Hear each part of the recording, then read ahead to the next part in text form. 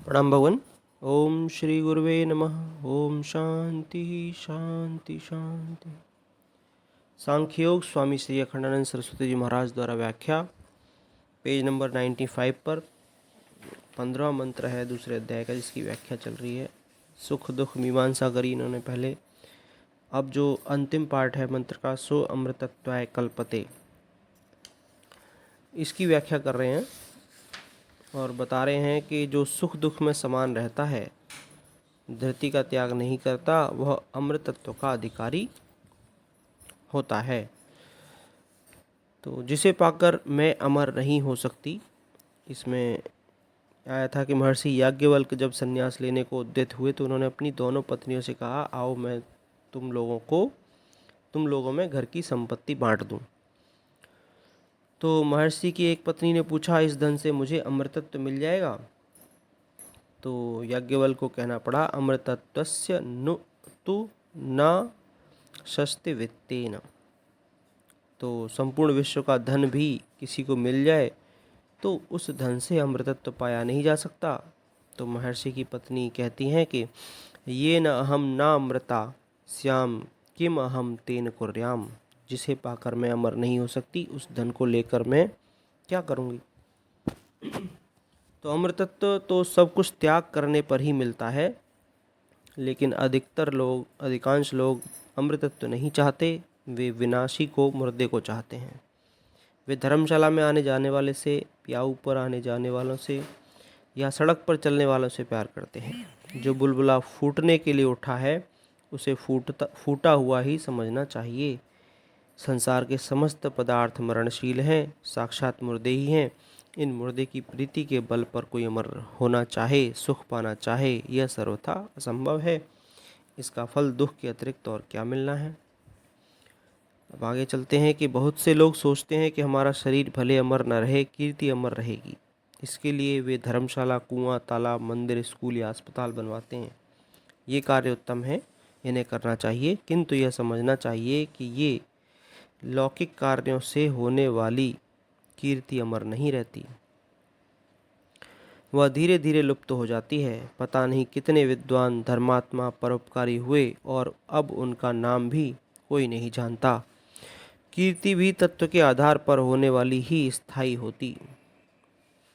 कीर्ति भी तत्व के आधार पर होने वाली ही स्थायी होती। श्री कृष्ण की कीर्ति उनके पृथ्वी पर रहते हुए जितनी थी, उससे आज कहीं अधिक है। सुंदर पैराग्राफ मिला है। बहुत से लोग सोचते हैं कि हमारा शरीर भले अमर न रहे, कीर्ति अमर रहेगी। इसके लिए वे धर्मशाला, कुआं, तालाब, मंदिर, स्कूल या अस्पताल बनवाते हैं। ये कार्य उत्तम है, इन्हें करना चाहिए, किंतु यह समझना चाहिए कि लौकिक कार्यों से होने वाली कीर्ति अमर नहीं रहती। वह धीरे धीरे लुप्त हो जाती है।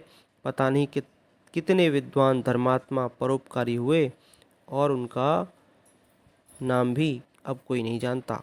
कीर्ति भी तत्व के आधार पर होने वाली ही स्थायी होती है। श्री कृष्ण की कीर्ति उनके पृथ्वी पर रहते हुए जितनी थी, उससे आज कहीं अधिक है।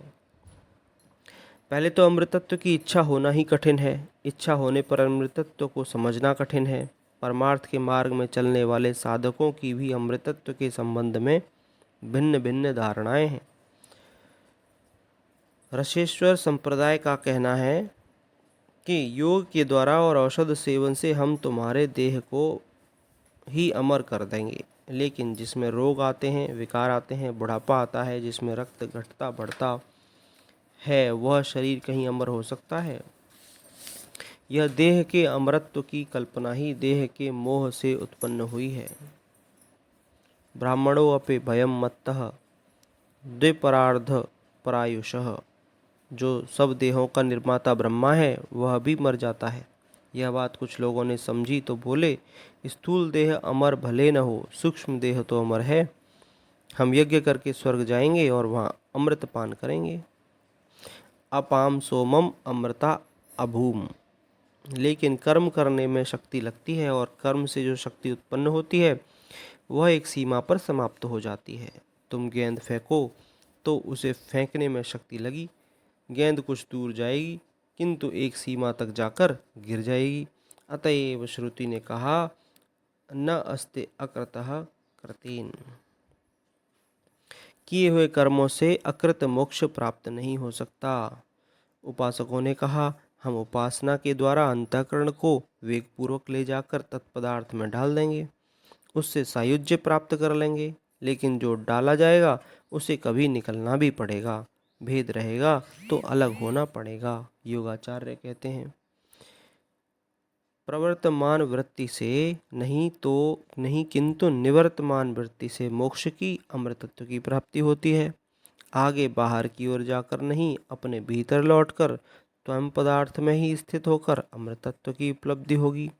लेकिन लौटने में प्रतिलोम वृत्ति में भी खंड रहता है, परिच्छिन्नता रहती है, इससे अमृतत्व की उपलब्धि नहीं होती। अब गीता में अमृतत्व की प्राप्ति का साधन त्रिगुणों का अतिक्रमण गुणातीत होना बताया गया है। गुणानेतान तीत्यत्रीन देहि देह सम उद्भवान, जन्म मृत्यु जरा दुखैः विमुक्तो अमृतम अश्नुते। 14-20। यहाँ गुणातीत होने से किसका बोध होता है? मनुष्य का देह गुणातीत होता है, जीव का होता है या आत्मा? मनुष्य का देह जिस द्रव्य से बना है वह तो तमोगुण का कार्य है।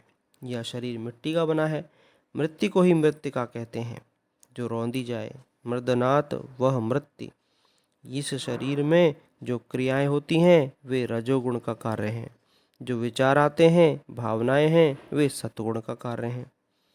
शांति, दांति, उपरधि आदि और महावाक्य जन्य अखंड आर्थधि भी सत्ववृत्ति का परिणाम है। इसी से वह भी अविद्या की निवृत्ति के साथ बाधित हो जाती है। यहाँ यह विचार करना है कि त्रिगुणों का अतिक्रमण करके जो अमृतत्व प्राप्त होता है वह साध्य अमृत है या सिद्ध अमृत है। जैसे वैद्य लोग अनेक औषधियाँ कूट पीस कर भट्टी में चढ़ाकर रसायन बनाते हैं, वैसे ही शरीर या मन के प्रयत्न से बना हुआ अमृत उसे मानो तो वह विनाशी होगा। क्योंकि ज्ञेयं यत् तत्प्रवक्ष्यामि यज् ज्ञात्वा अमृतम अश्नुते। मैं उस ज्ञेय तत्व का वर्णन करता हूँ जिसे जानकर अमृतत्व की प्राप्ति होती है। इसका अर्थ हुआ कि वह अमृत ज्ञान सिद्ध है। आगे कर लेते हैं प्रणाम भगवान।